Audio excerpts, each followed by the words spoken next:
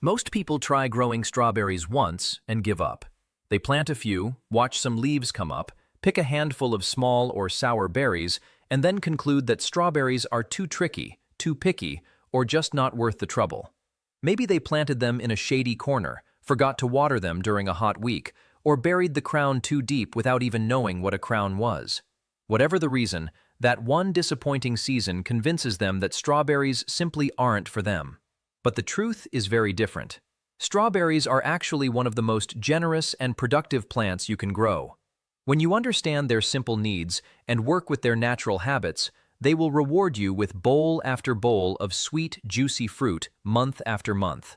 The problem isn't the plant. The problem is that most gardeners never learn the one big secret that turns a few berries into a non-stop harvest. Welcome back to Daily Plant Life, where we turn simple plants into massive harvests and show you how to grow more food even in small spaces. Today, you're going to discover the strawberry secret most gardeners never share, and learn exactly how to grow tons of strawberries by following 8 powerful steps. These aren't complicated rules or expensive tricks, just clear, practical principles that work whether you're growing in pots, grow bags, raised beds, or straight in the ground. By the end of this, you'll know how to work with strawberries instead of against them, so they keep producing endlessly. The best part is that none of this requires special skills or years of experience. If you can dig a small hole, water a plant, and pay a little attention, you already have everything you need to succeed. Before we dive into the steps, let's talk about why strawberries are worth the effort. A single healthy strawberry plant can produce 150 to 300 grams of fruit in its first year, and up to a kilogram or more in subsequent years under good care. When you let them spread through runners, that one plant can become dozens. Imagine harvesting fresh strawberries for smoothies, jams, desserts, or just eating them straight from the garden for 4 to 6 months of the year. That's the kind of abundance we're aiming for. And consider this. A single punnet of organic strawberries at the store can cost a small fortune, and they're often picked underripe, shipped long distances, and lacking in flavor. The strawberries you grow at home are picked at the peak of ripeness, bursting with sugar and aroma, with a taste that store-bought berries simply cannot match. Once you taste a sun-warmed strawberry straight from your own plant, you'll never look at the supermarket version the same way again. There's also something deeply satisfying about growing your own food. Strawberries are the perfect starter crop for this because they give you fast, visible, delicious results. They flower beautifully, fruit generously, and multiply on their own. Few plants give back so much for so little effort once you understand them. So let's get into the 8 steps that will transform your strawberry growing forever. Step 1. Understand the hidden nature of strawberries. Before you put a single plant in the soil, you need to know how strawberries actually think and grow. Unlike tomatoes that grow tall or peppers that stand upright, strawberries stay low to the ground and spread outward. They don't just produce fruit, they constantly multiply through runners. Those long stems that shoot out and grow baby plants are not a nuisance. They are the secret to massive, ongoing harvests. One strong plant can quickly become 10, and 10 plants become a strawberry factory. This is the fundamental difference between strawberries and almost everything else in your garden. A tomato plant lives one season and dies. A strawberry plant is constantly trying to colonize the space around it, planting its own children, expanding its territory, and ensuring its survival for years to come. Strawberries also have shallow roots that spread horizontally just under the surface, often only 15.25 centimeters deep. This means they need loose, rich, well-draining soil more than deep soil. When the ground is soft and full of life, strawberries explode with growth. Respect this natural behavior and everything changes. Because their roots are so shallow, they're also more sensitive to drying out, to compaction, and to competition from weeds than deep-rooted plants. A strawberry can't reach down a meter to find water during a dry spell the way a tomato can. This is why so many people fail. They treat strawberries like any other plant and don't realize how vulnerable that shallow root zone is. But once you understand it, you can protect it easily with mulch and consistent moisture, and the plant thrives. They are also perennials in many climates, meaning they can live and produce for 3.5 years or longer if cared for properly. In hotter regions, they may behave more like annuals, but with the right variety and care, you can keep them going year after year. Understanding this spread and conquer strategy is the foundation of everything else. Think of your strawberry patch not as a fixed planting, but as a living, evolving colony. Old plants will eventually slow down and need to be replaced, but they're constantly producing fresh, young replacements through their runners. Your job is simply to guide this natural cycle, helping the strongest plants thrive while gently retiring the ones that are past their prime. When you see your patch this way, you stop fighting the plant and start partnering with it. Step 2.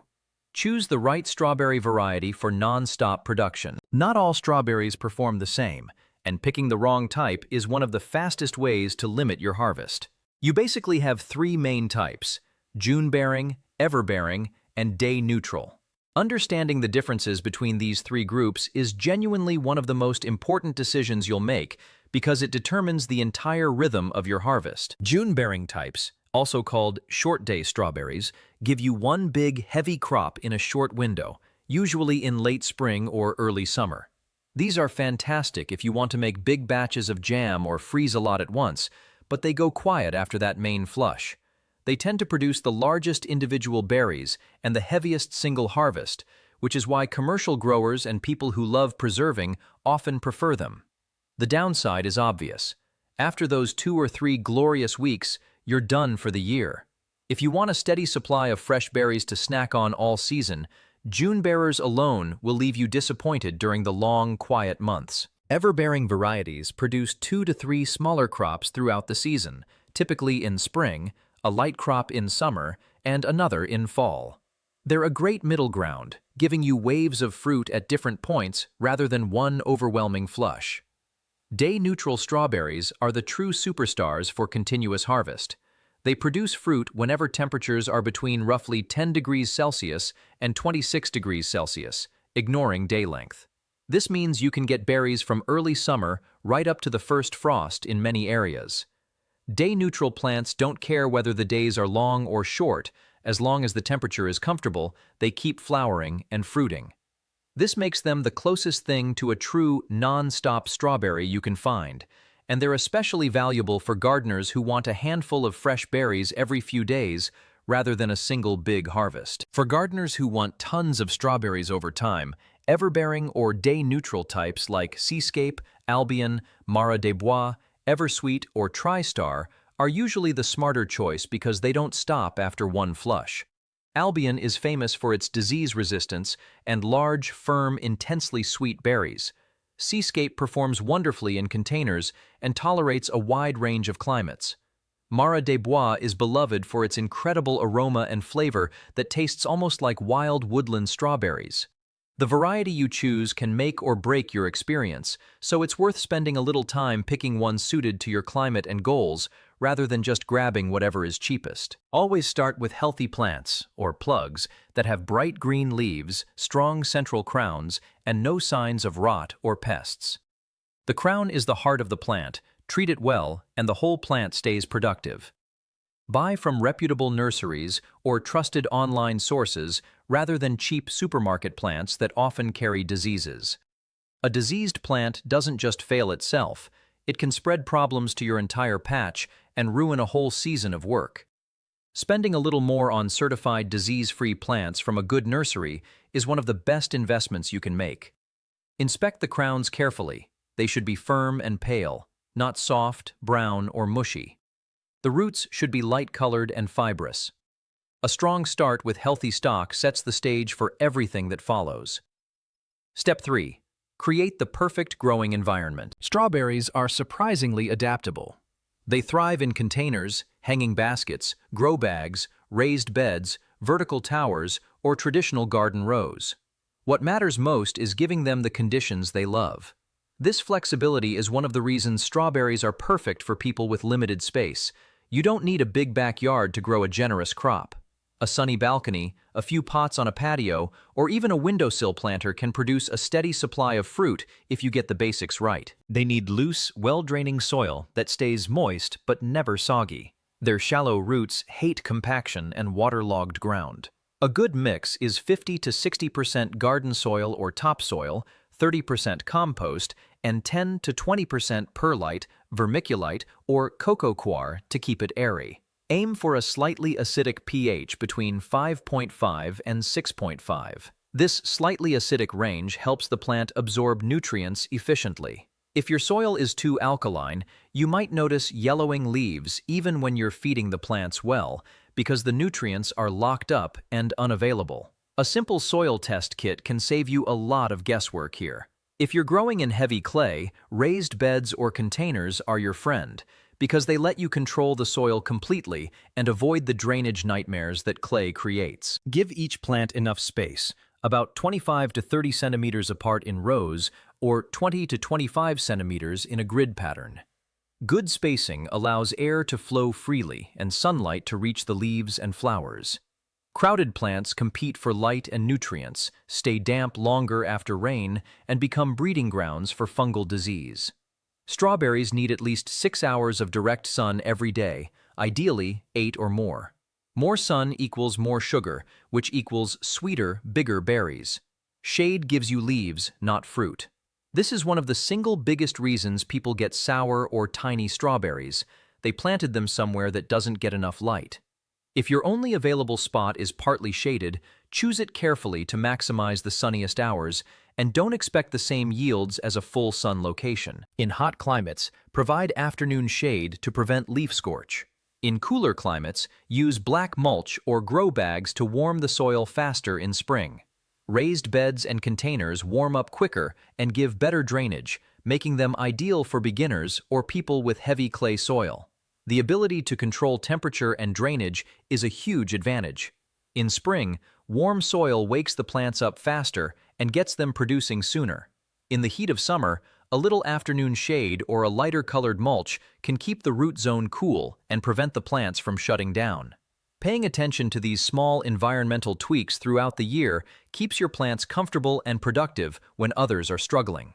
Step 4. Plant strawberries the correct way. This is where many beginners lose the season. The crown of the plant must sit exactly at soil level, never buried deep, never sticking too high.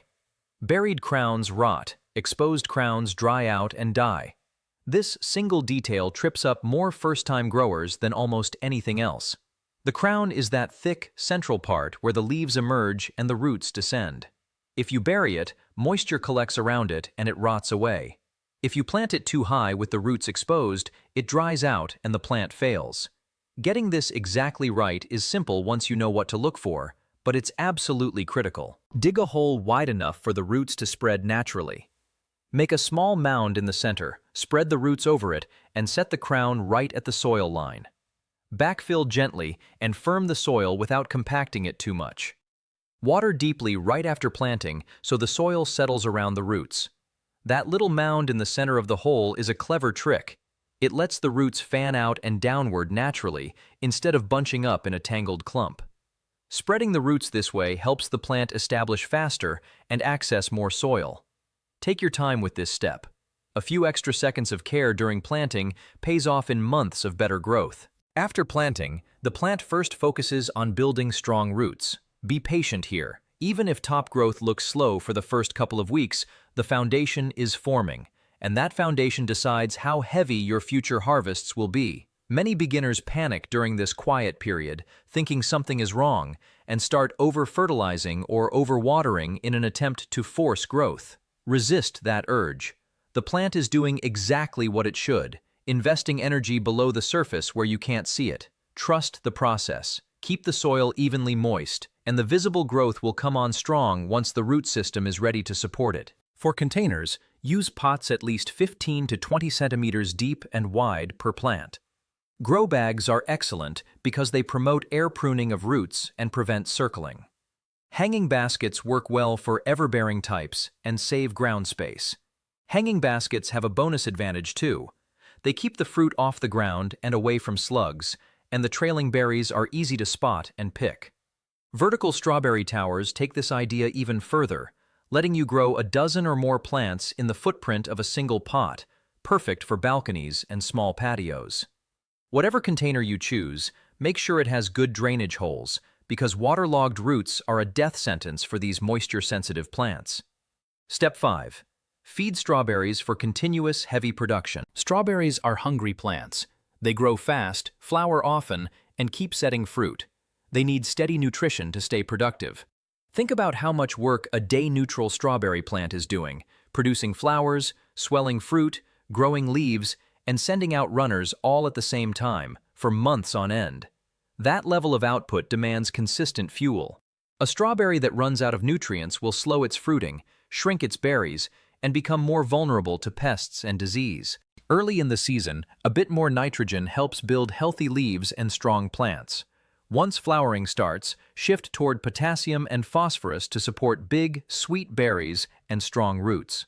Organic options like well-aged compost, compost tea, worm castings, or balanced liquid fertilizers, such as October 10th 10 or May 10th 10, work beautifully. The shift in nutrition matters because the plant has different needs at different stages. Early on, it's building its leafy engine, and nitrogen powers that green growth. Once it starts flowering, pushing too much nitrogen actually backfires. You get lush leaves and few berries. That's when potassium and phosphorus take over, fueling flower and fruit development and giving you that sweet, full flavor. Feed lightly and consistently rather than dumping heavy doses all at once. Over-fertilizing can cause excessive leaf growth with fewer flowers or even burn the shallow roots. A good schedule is to side dress with compost every 4 to 6 weeks and use a liquid feed every 2 to 3 weeks during active growth. The principle here is little and often. Those shallow roots are easily burned by concentrated fertilizer, and a single heavy dose can do more harm than good. A gentle, steady stream of nutrition keeps the plant in a happy, productive rhythm without stress. Organic feeds like worm castings and compost tea are especially forgiving because they release nutrients slowly and also feed the beneficial life in your soil, creating a healthier growing environment overall. Step 6. Manage flowers, runners, and plant energy wisely. This is the strawberry secret most gardeners never share. Strawberries can't do everything at full power at the same time. They have to divide energy between growing leaves, making fruit, and sending out runners. Understanding this single principle is what separates struggling growers from those who harvest bowls of berries week after week.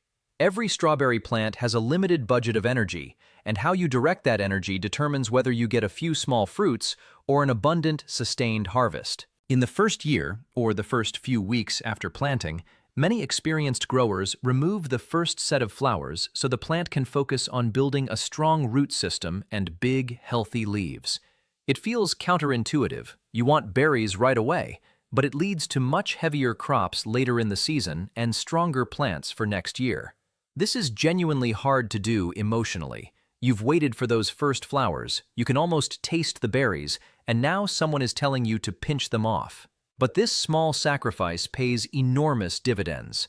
By denying the plant the chance to fruit too early, you force it to pour all its energy into roots and foliage, building a powerhouse plant that will outproduce a rushed one many times over. Once the plant is established, let the flowers turn into fruit. For runners, you have a clear choice. Pinch them off if you want fewer but larger berries on the mother plant, or root them intentionally by pinning them into soil or small pots to multiply your patch and create long-term abundance. This is a strategic decision, not a right or wrong one. If your goal this season is the biggest, juiciest berries from your existing plants, remove the runners so the plant keeps all its energy for fruit. If your goal is to expand your patch and build long-term production, let some runners root and become new plants. Many gardeners do a bit of both, removing most runners but allowing a few of the strongest to take root for next year's plants. You can create daughter plants that will take over when the mother plant starts slowing down after 3-4 years. Smart energy management is what turns good harvests into massive ones. This is the elegant cycle at the heart of strawberry growing. Your mother plants are constantly producing potential replacements. By rooting daughter plants from your healthiest, most productive mothers, you ensure your patch is always renewing itself with strong, vigorous stock. When an old mother plant finally fades after several years, you already have young, eager plants ready to take its place. Managed well, a strawberry patch can essentially renew itself indefinitely, giving you free plants and continuous harvests for as long as you tend it. Step 7. Support pollination and fruit development. When those delicate white flowers with yellow centers appear in abundance, the exciting part begins. Each flower is a potential strawberry, but they need proper pollination to become full, well-shaped berries. Here's something many people don't realize.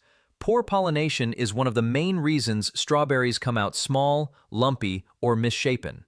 Each strawberry is actually made up of many tiny individual fruits, and every one of those needs to be pollinated for the berry to develop evenly. When pollination is incomplete, you get those weird, twisted, half-formed berries that look nothing like the perfect ones in pictures. Outdoors, bees and other insects usually handle this. In greenhouses, on balconies, or during bad weather, you can help by gently brushing the flowers with a soft paintbrush or shaking the plants lightly to move pollen. Hand pollinating is quick and surprisingly effective. Just take a small, soft brush and dab it gently in the center of each flower, moving from bloom to transfer pollen. Do this once a day while the flowers are open, and you'll see a dramatic improvement in fruit shape and size. This is especially important for indoor and balcony growers who don't have a steady stream of bees doing the work for free. Once pollinated, the flower center swells and grows into a berry. At this stage, consistent moisture is critical. Even short dry spells can cause small, deformed, or bland fruit. Keep the soil evenly moist, especially while berries are swelling. The period when berries are forming and ripening is when water matters most. A plant that goes through a dry spell during fruiting will produce smaller, less juicy berries with concentrated, sometimes bitter flavor. Steady, even moisture allows the fruit to plump up fully and develop that sweet, balanced taste. This doesn't mean drowning the plant. It means avoiding the boom and bust cycle of letting the soil dry out completely and then soaking it. Even moisture is the goal. Use straw, pine needles, or biodegradable mulch around the plants. Mulch keeps fruit clean, prevents rot, stops soil from splashing onto the berries, and helps maintain even soil moisture. Good spacing and airflow also reduce fungal diseases like gray mold, botrytis, naturally. Mulch is honestly one of the most underrated tools in strawberry growing. It does so many jobs at once. It cradles the developing berries so they don't sit on wet soil and rot. It locks in moisture so you water less often. It suppresses weeds that would compete with those shallow roots. And it keeps the fruit clean so you can pick and eat without washing off mud.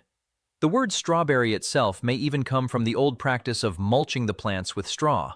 A good layer of mulch is simple, cheap, and makes a remarkable difference. Step 8.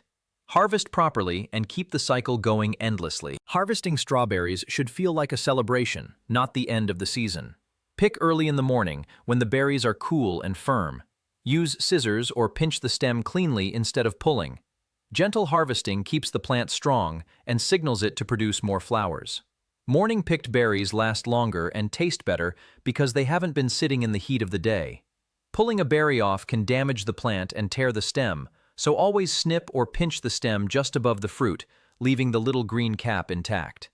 This gentle approach protects the plant and keeps it in production mode. The more you harvest ripe fruit, the more the plant keeps setting new ones. This creates a beautiful cycle of continuous production. This is a wonderful feedback loop to be aware of. When you leave ripe berries on the plant, it senses that it has succeeded in reproducing and slows down its fruiting. But when you keep picking, the plant keeps trying, pushing out more flowers and more fruit in its drive to set seed. Regular, consistent harvesting, even of berries you might not eat right away, actually increases your total yield. So pick often, pick everything that's ripe, and the plant will reward your attention with more. At the end of the main season, you can renew the bed by keeping the strongest plants and well-rooted runners, refreshing the soil with compost, removing old leaves, and letting the patch rebuild for the next year. In colder climates, protect plants with straw mulch or row covers during winter. In warmer areas, you may get a surprise fall crop from day-neutral varieties. This end-of-season renewal is what keeps your patch productive year after year instead of declining. Clear out the tired old foliage, top up the soil with fresh compost, thin out crowded plants, and let your strongest survivors and their daughter plants form the backbone of next year's crop. A little maintenance now means a stronger, healthier patch next spring. Common problems and how to fix them. Yellow leaves are often a sign of nitrogen deficiency or overwatering, so adjust your feeding and check your drainage if you see them. Small berries usually point to insufficient sun, water stress, or poor pollination, so look at how much light your plants get and whether they're staying evenly moist. Pests like slugs, birds, and aphids can be managed with netting, beer traps, or companion planting with garlic and onions. And powdery mildew, that telltale white dusty coating, is best handled by improving airflow between plants and avoiding overhead watering that leaves the leaves wet. Extra tips for maximum success. Rotate your strawberry patch every 3 to 4 years to avoid soil-borne diseases that build up in the same spot over time. Grow companion plants like borage, thyme, or marigolds to attract pollinators and deter pests naturally. For urban gardeners with limited space, vertical strawberry towers or stacked grow bags let you grow far more in a tiny footprint.